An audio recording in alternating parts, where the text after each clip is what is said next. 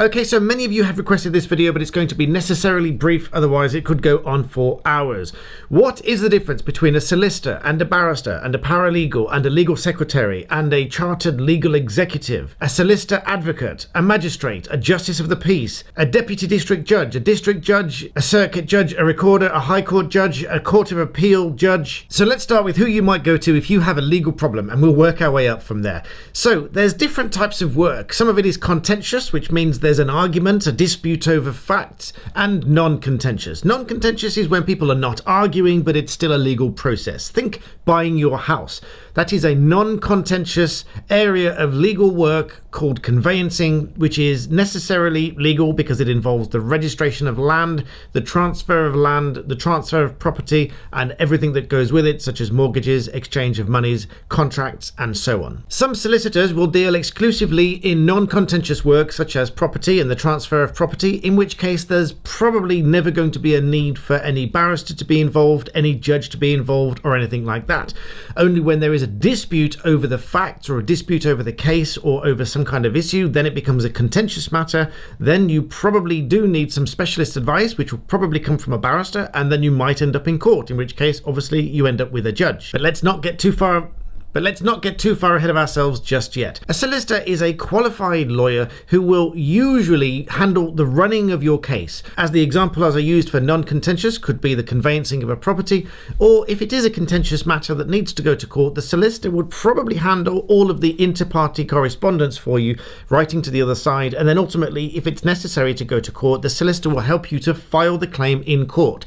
That's known as litigation. Not many barristers do litigation, although I believe it's over 1,000 barristers now, but that's nothing compared to the 156 odd thousand solicitors, according to the Solicitors Regulation Authority, the SRA, which is the regulatory body for solicitors. Litigation, i.e. filing the claim and taking formal steps in the claim, is usually done by solicitors, although now I'm informed that just over 1,000 barristers undertake this role as well, although there is a separate extension to the practicing certificate for a barrister in order to conduct litigation. I am one such barrister. I also conduct litigation, and so does my firm, but we're going to come back to that in a minute. I didn't even mention the different types of firms there are out there. Maybe I'll have to come back to that in another video. Now, in many cases, the solicitor will not be a specialist and will seek specialist advice if and when they need it. Although some people misunderstand and think that all solicitors are generalists, that's not the case. Many solicitors certainly do specialize and become leading experts in any field of law that they do so.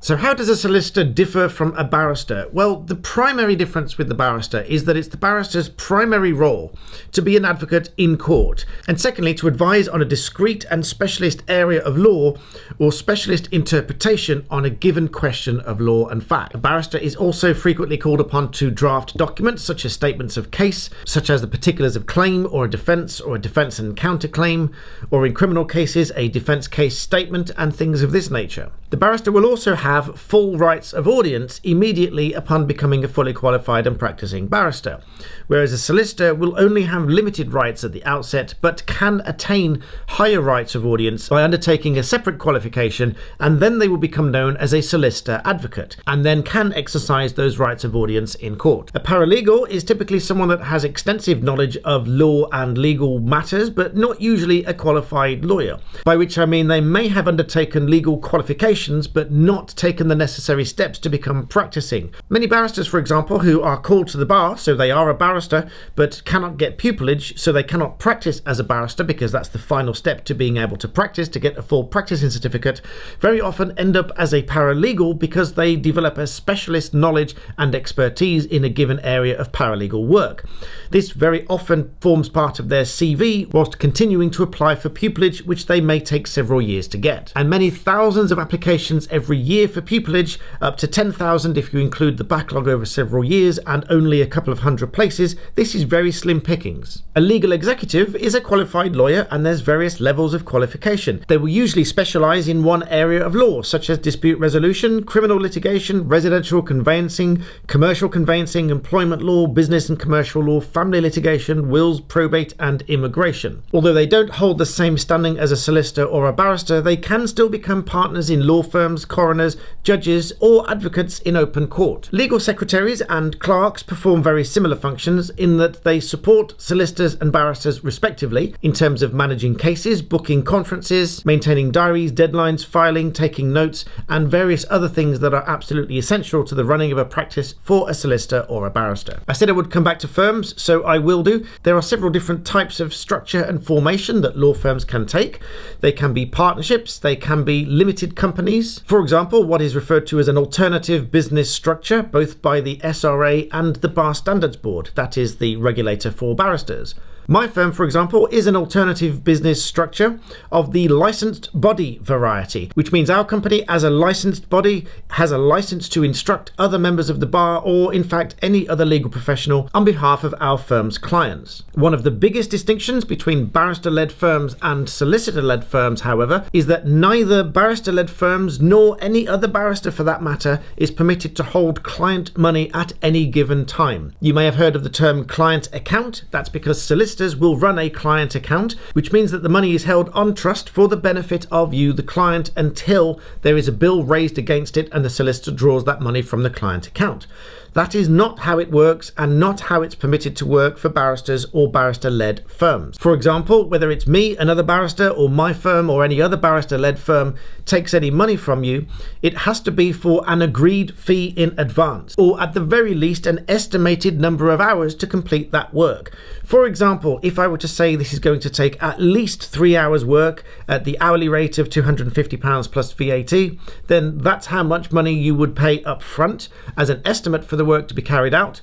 If it took longer than that, then we would bill you for additional hours on top of it. Some barristers will undertake the work before being paid, but probably not release that work to you and are not required to release that work to you until the bill has been paid. But most barristers will probably insist on being paid up front. There is also what we refer to as a fixed fee. That would mean that however long it takes us to do the work, that is the fee that you will pay, and you will pay no more. For example, to draft a particulars of claim might be £1,000 plus VAT. You'll pay that fee up front. That is all you will pay, and you will receive back a completed document regardless of how long it took the barrister to do the work. Moving on to judges, there are various different levels of judges working in various different courts.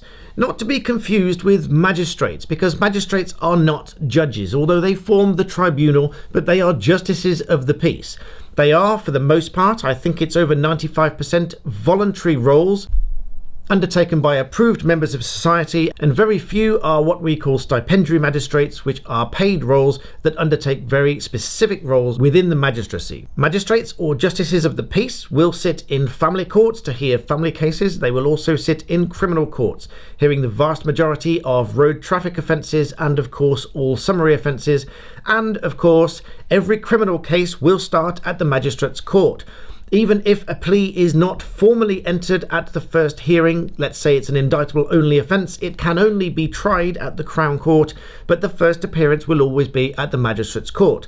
So for the law students out there, all criminal cases will start life in the Magistrate's Court. Moving on to the rungs of the judiciary then, we've got the Deputy District Judge. That is usually an experienced barrister or solicitor or another lawyer who is appointed as a part-time but paid judge in the county court or sometimes in the magistrate's court, and again can undertake a various range of cases, from criminal cases to family cases to civil cases and so on. Deputy District Judges share the same authority as a full-time district judge, who is a full-time salaried judge of the judiciary. One of the key differences being a full-time judge can no longer practice as a barrister.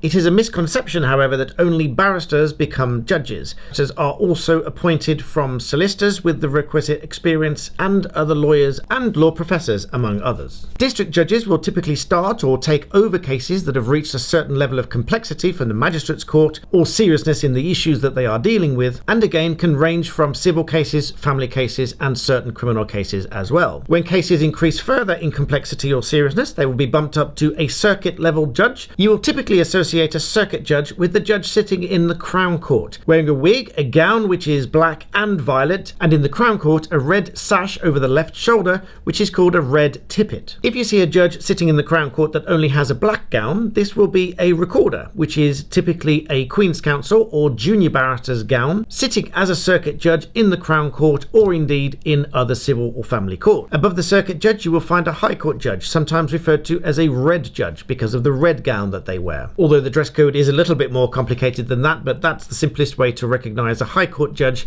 as against a circuit judge. Above the High Court judges, of course, we have the Court of Appeal judges and then finally the Supreme Court justices. So I hope you found this an interesting overview. As I said, there is far more detail, so please leave your questions below and I'll come back to those in future videos. And above all, thank you for watching.